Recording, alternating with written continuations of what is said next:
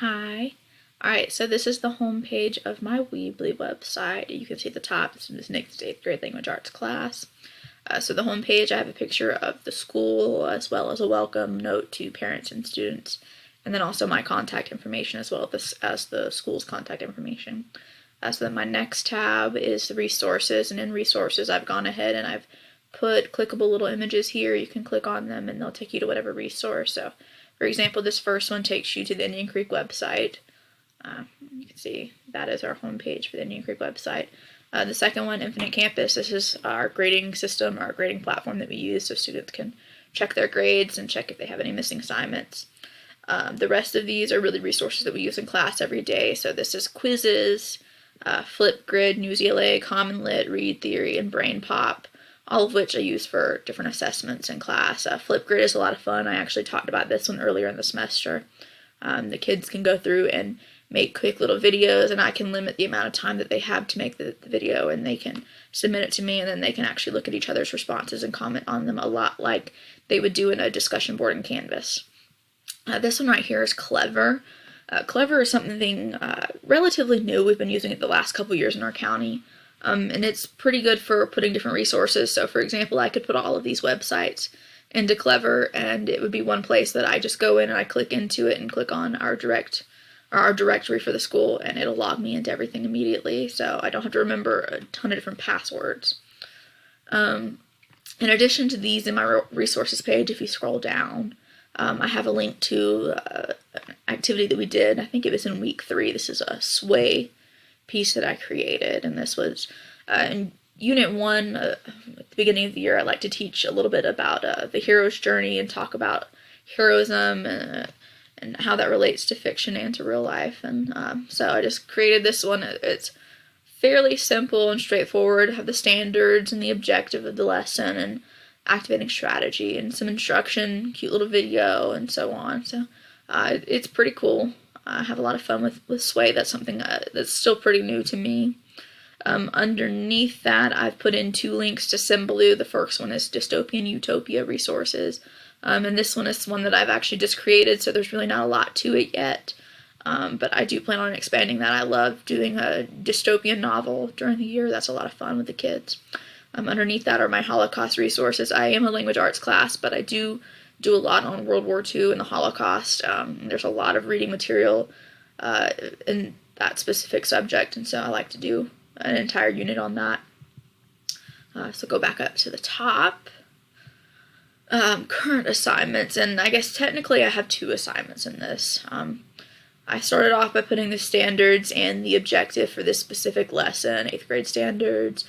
For the objective, I formatted it as an essential question.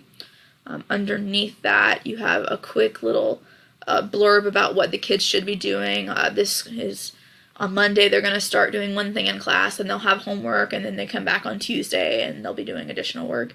So it just sets the scene for them. I've also included little buttons here, clickable buttons that can take the kids to everything they have to do.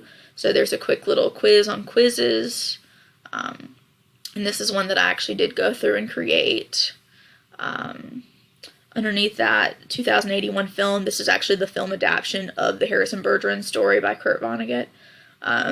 And so part of this assignment is for the kids to do a compare and contrast. Well, I guess my link is no longer available. I'll have to go fix that.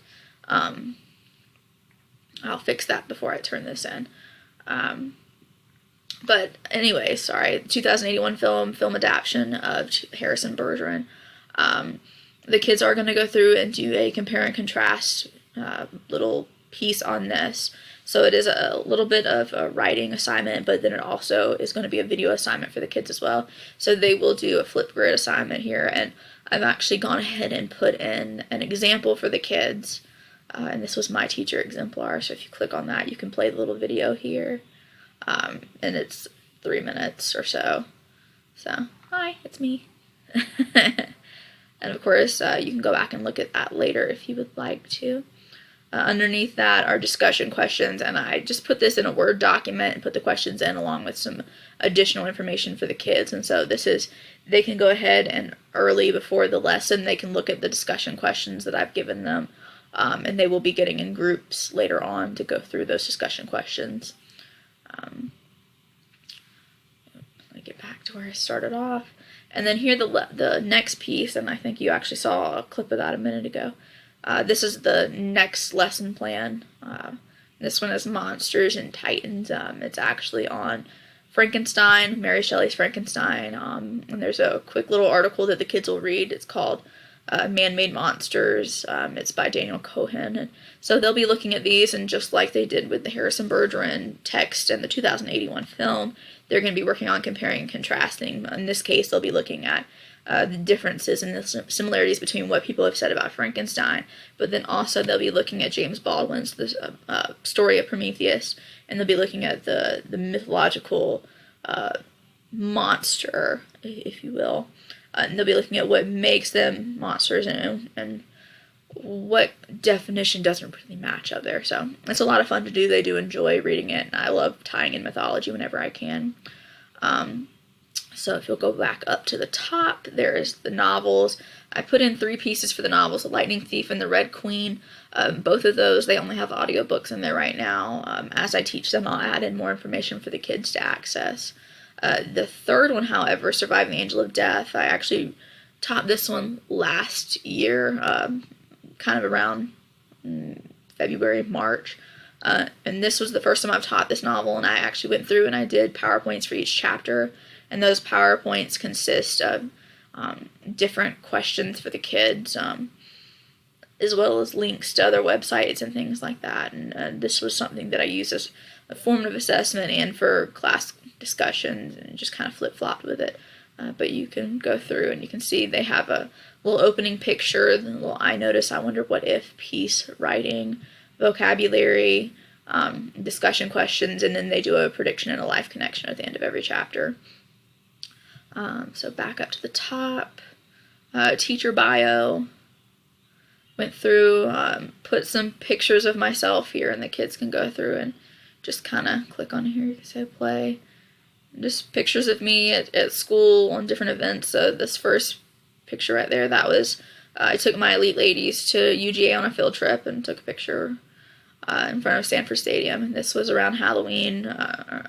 We do like a Spirit Week kind of dress up thing. We did rock stars.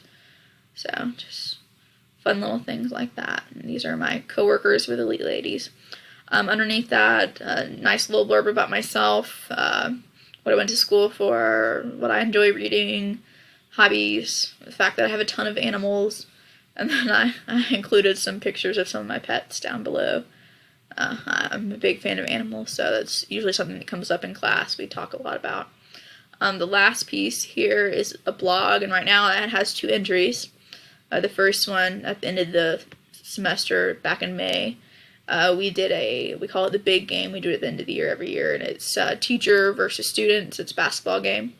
And so this year the teachers won, so that was a pretty big win for us. That doesn't usually happen. Our principal got a real kick out of it. This was his first year with us, so he enjoyed it. The second blog entry here is we have softball practices, and we actually just had our last softball practice last week. So just a little announcement reminding our girls that we won't have practice until we come back to school on August 1st. So I think that I've hit everything. State, let's see, grade level, 8th grade, standards, those were in the assignment piece, the current assignments. Also the lesson objective, that's the essential question piece. Student expectations, you can find that within the lesson plan, and really it's that they actively are working together and that they're doing these assignments, and that what they're turning in is what can be expected from middle school students. I expect them to give it their all. As far as remediation, if you go into this lesson plan that I've included here on Monsters and Titans, you go down to the bottom, my means of assessment, I had a Padlet instruction there, a discussion board, a storyboard, group project. Well, the remediation plan for me is going to be direct instruction. I feel like students that aren't getting it with the big group would benefit more from me sitting down with them and actually going over it as needed, and then from there we can move on and find out what all they need. And then let's see, explanation of how each tool meets the students' needs. So the tools that I think are probably most important if you go back to the resources, Canvas, it's set up a little bit like Weebly. I think it's really, I think it's more organized, and I will sign right into this and I will show you what it looks like. So Canvas is something that I really started using last year with Fidelity, and it's something that I really do like quite a bit. It allows me to put a lot of information in one place. And while it's not as pretty as Weebly, I do have a little bit of creative license, and so this, just like in Weebly, I have my little buttons the kids can click on. They can look at a little blurb about me, they can contact me, they can look at the syllabus.